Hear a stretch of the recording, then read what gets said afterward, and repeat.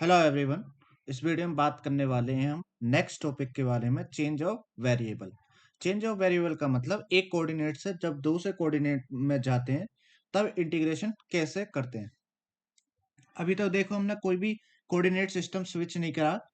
आज देखने वाले हैं हम कैसे रेक्टेंगुलर को पोलर में ले आते हैं। रेक्टेंगुलर मतलब एक्स वाई जेड वाला जो पढ़ते हैं उसको रेक्टेंगुलर कहते हैं। पोलर मतलब जिसमें आर और थीटा आता है। तो यहाँ पे देखो ये एक्स वाई प्लेन लिया मैंने, ये रेक्टेंगुलर प्लेन होगा। पहले मैं कुछ इंफॉर्मेशन दे दूं कि कैसे होता है, ज्यादा बड़ा नहीं बताऊंगा, शॉर्ट में बताऊंगा, ठीक है। मान लो ये कोई एक पॉइंट था एक्स वाई प्लेन में, इसके कोऑर्डिनेट थे एक्स कोमा वाई। अगर इसकी डिस्टेंस ओरिजिन से नापी जाए, मान लो ओरिजिन से मापे, इसकी डिस्टेंस है स्मॉल आर, और ये जो पॉइंट है ये इसके साथ एंगल बना रहा है एंटी क्लॉकवाइज एक्स एक्सिस के साथ, थीटा। तब हम जो यहाँ से कुछ रिलेशन निकालते हैं ट्रिग्नोमेट्री की हेल्प से, तो हमें मिलेगा यहाँ से x मिलता है हमें, x is equal to r cos theta. ठीक है, ट्रिग्नोमेट्री लगा सकते हो x की वैल्यू निकालने के लिए। यहाँ तक ये x होगा, फिर ये वाले हाइट y होगी, ठीक है। कोस लगाओगे तो x अपॉन आर, वहां से x आ जाएगा। ऐसे ही y निकालोगे, y इज इक्वल टू आता है आर साइन थीटा। अगर इन दोनों का स्क्वायर करके ऐड करोगे तो हो जाएगा x square plus y square. यहाँ पे देखो आर स्क्वायर बाहर आ जाएगा, cos square plus sine square theta 1 होता है, तो यहाँ पे आ जाएगा आर स्क्वायर। ये तीन मेन रिलेशन है जो याद रखनी है, ठीक है, रेक्टेंगुलर से पोलर में जाते वक्त। एक और होता है थीटा का निकालने के लिए। थीटा निकालने के लिए क्या करना है, y upon x, r upon sine theta, r upon cos theta, r से आर कट गया, sine theta upon cos theta होता है टेन थीटा, यानी टेन थीटा हो जाएगा वाई अपॉन एक्स। उसकी कोई जरूरत नहीं है यहाँ पे, ठीक है, मैंने बस बता दिया निकालने के लिए। अब देखो यही रिलेशन याद करना, लेकिन यहाँ पे डी एक्स डी वाई क्या होता है, मैं वो भी नहीं निकाल के दे रहा, ठीक है। उसे निकालने के लिए हमें जैकोबियन का यूज करना पड़ता है, ठीक है। अब जैकोबियन नहीं पढ़ाया मैंने, पढ़ाया था मैथमेटिक्स में, जाकर देखो तो उसमें मिल जाएगा, ठीक है। लेकिन बहुत बड़ा टॉपिक है वो, इसलिए मैं इसको कवर नहीं कर रहा हूँ। डी एक्स डी वाई को जब चेंज करते हैं तो वो हो जाता है r d r d theta, ठीक है। डी आर डी थीटा का ऑर्डर अपने हिसाब से रखना, जिस हिसाब से लिमिट लोगे उसी से डी थीटा पहले आ सकता है, डी आर बाद में आ सकता है, जिस हिसाब से लो। ये रिलेशन याद रखना है, ठीक है। तो यहाँ पे आप देखिए क्वेश्चन दे रखा है, हमें इसे पोलर में चेंज करके करना है। तो कैसे करेंगे, देखो यहाँ पे ध्यान से, हमें कुछ लिमिट दे रखी है, तो सबसे पहले उससे उसका ग्राफ बनाएंगे। ग्राफ ड्रॉ करने के बाद हमें वहां से आर और थीटा की लिमिट निकालनी है, ठीक है। तो एक रिलेशन और मैं बता देता हूं कि अगर हमारे पास ये कोई है एक्स वाई प्लेन में कोई इंटीग्रल है, ठीक है, double integral d x d y, triple भी हो सकता है, ट्रिपल का भी देखेंगे आगे। अगर ये है, अगर इसका रीजन आर पे हम इसको कैलकुलेट कर रहे हैं, तो हम इसे पोलर में चेंज करके कैलकुलेट कर सकते हैं। रीजन अब आर की जगह न्यू रीजन मिल जाएगा, let's suppose that region is r dash, और एक्स की जगह हम रख देते हैं आर कोस थीटा। वहां पे देखो मैंने रिलेशन निकाल के दिखाया है, आर कोस थीटा, और वाई की जगह आर साइन थीटा, और डी एक्स डी वाई की जगह हो जाता है आर डी थीटा, ठीक है। ये फॉर्मूला आपने देखा होगा आज तक, ठीक है। इसी का हम यूज करेंगे इसको कैलकुलेट करने के लिए। बस हमें एक बार आर और थीटा की वैल्यू मिल जाए, तो यहाँ पे देखो हम निकाल सकते हैं इसको आराम से। तो पहले देखो यहाँ पे dx है, यानी ये जो लिमिट होगी 0 to under the root a square minus y square, ये किसकी लिमिट होगी, x की। तो x की जो लिमिट रही होगी वो 0 से लेके under the root a square minus y square, और y की लिमिट क्या रही होगी फिर, 0 टू a। अब ये जो लिमिट्स है इनसे ग्राफ ड्रॉ करते हैं। एक बार ग्राफ ड्रॉ हो जाए, हमें वहां से आर और थीटा मिल जाएगा देखने के लिए। ये ग्राफ ड्रॉ करने की आदत बनाओ जरूर।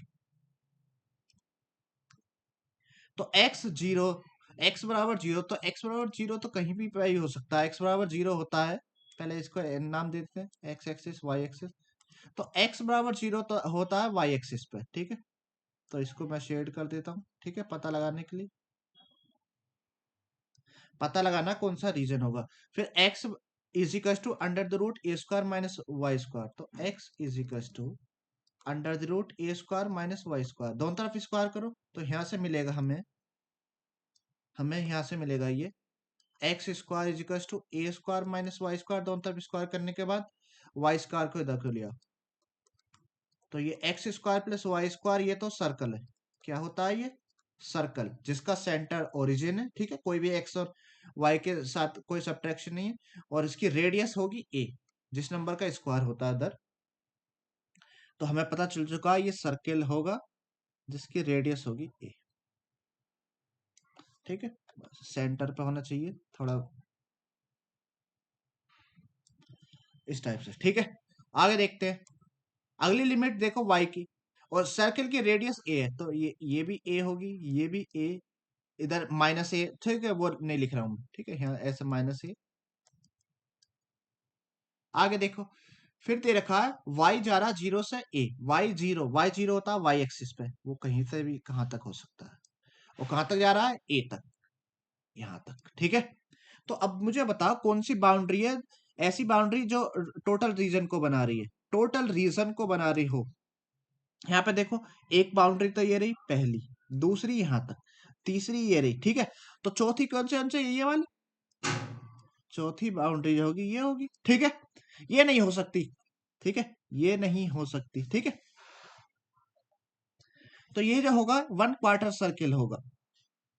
तो इस वन क्वार्टर को देखो, यहाँ पे आपको आर तो मिल गया, आर की लिमिट, आर को कहां से नापना, ओरिजिन से, ओरिजिन से देखो आर जीरो से लेकर कहां तक जा रहा है, मैक्सिमम ए तक, तो आर की लिमिट जो आ गई यहाँ से वो जीरो से लेकर ए तक, और थीटा कहां से आ रहा, एक्स एक्सिस से नापेंगे, पॉजिटिव एक्स एक्सिस से, थीटा यहाँ कितना होगा जीरो, यहाँ पे, ठीक है, यहाँ पे जीरो होगा, और कहां तक गया है ये फर्स्ट क्वाड्रेंट, यानी पाई बाई टू होता है यहाँ पे, ये होता है पाई बाई टू, ठीक है, यहाँ पे पाई, यहाँ पे 3 पाई बाई 2, फिर 2 पाई, तो हमारे थीटा की लिमिट आ गई जीरो से पाई बाई टू, ये मिल गया। अब मैं इसको चेंज कर सकता हूँ अपने इंटीग्रल को, ठीक है, जीरो टू ए, इसको मैं एक बार उतार लेता हूँ यहाँ पे, फिर चेंज करेंगे, जीरो से ए, जीरो से under the root a square minus y square under the root में x square plus y square, आगे क्या दे रखा था, zero to a d x d y, तो डी एक्स डी वाई।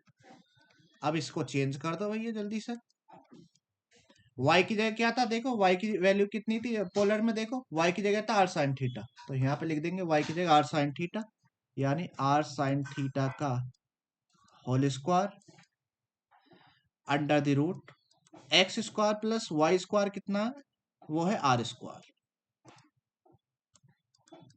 और डी एक्स डी वाई वो है r d r d theta, r d r d theta. अब कहोगे कि डी आर पहले लिखा है डी थीटा, यहाँ पे देखो दोनों की लिमिट है वो एक दूसरे पे डिपेंडेंट नहीं आ रही, ठीक है, zero to a, zero to pi by two, अगर आर की लिमिट मान लो ऐसा रहती है जीरो टू साइन थीटा, ठीक है, तो पहले आर को ही लिखना होता, अगर थीटा की पहले आ रही होती आर के टर्म में, तो पहले डी थीटा को लिखते, ठीक है। तो यहाँ पर डी आर, तो कोई दिक्कत नहीं, पहले डी आर लिखो डी थीटा लिखो, कोई दिक्कत नहीं, ठीक है, जीरो से ए, और उसके लिमिट है थीटा ही जीरो से पाई बाई टू। बस अब इसको सोल्व करना शुरू कर दो, और यहाँ ध्यान से देखोगे कि कितने आसानी से ये हो जाएगा। पहले इसको सोल्व करते हैं, देखो यहाँ पे ये मिल जाएगा मुझे zero to pi by two, zero to a, ये हो जाएगा r square sine square theta under the root r square हो जाता है आर, आर डी थीटा, ठीक है, थोड़ा आर को देख लेना, वो मेरा वाई जैसा लगता है, ये आ जाएगा zero to pi by two, zero to a, r वाले टर्म्स की मल्टीप्लाई कर दो, तो ये हो जाएगा आर की power 4 d r d theta.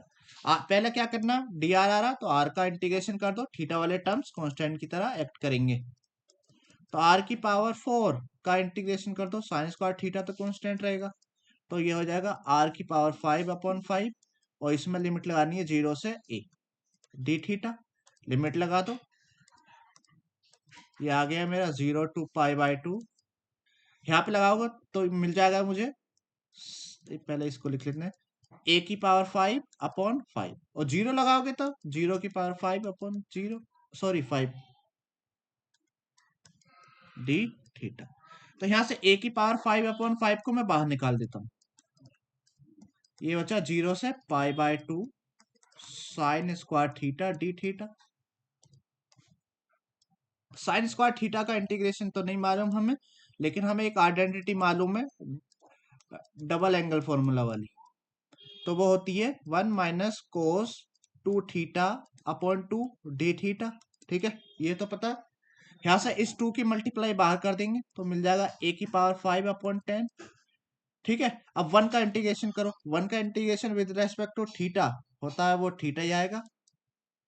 और कोस 2 थीटा का इंटीग्रेशन मैं बहुत पहले बता चुका हूं। ठीक है, तो वो होता है साइन 2 थीटा, यहीं पर मत छोड़ देना, डिवाइड बाय 2 भी होता है।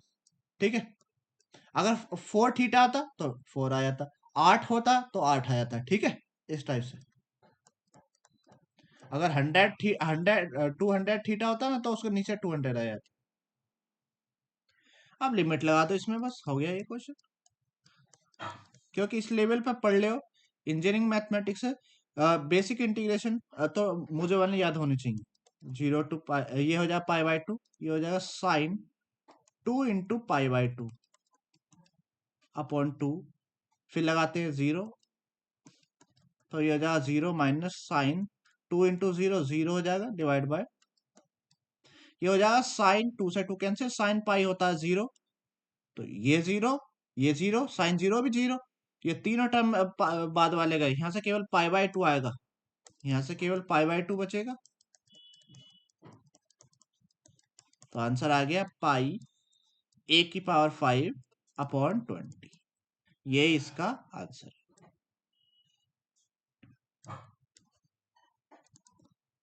ठीक है, काफी आसान था, एक बार समझ आ गया होगा कि कैसे एक कोऑर्डिनेट सिस्टम से दूसरे कोऑर्डिनेट सिस्टम में स्विच होते हैं। ठीक है, कोई भी आप अपना कोऑर्डिनेट सिस्टम बना सकते हो स्विच होने के लिए। ठीक है, बस जैकोबियन निकालना चाहिए उसका, कैसे जैकोबियन, क्योंकि जैसे यहाँ पे dx dy है, r dr d थीटा निकलना है ना, ऐसे ही अगर किसी और नए कोऑर्डिनेट सिस्टम जो आप अपनी तरफ से बना रहे हो dx dy की जगह, मान लो u भी कोई सिस्टम, तो उसका जैकोबियन निकल के ही वहां पहुंचोगे। देखो ये इस टाइप से करते हैं हम, और भी क्वेश्चन करेंगे इस पे बेस्ड, ये टॉपिक काफी इंटरेस्टिंग है। ठीक है, आई होप आप लोगों की टॉपिक समझ आया होगा।